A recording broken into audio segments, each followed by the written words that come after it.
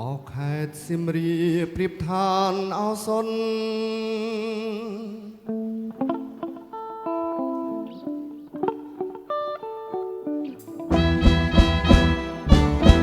អោខេតសៀមរាបប្រៀបឋានអោសុន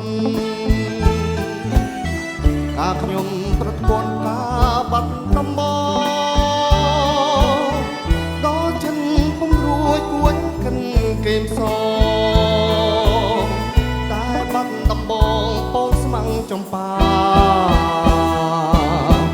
អីលើបានយល់ចំបៃសៀមរាប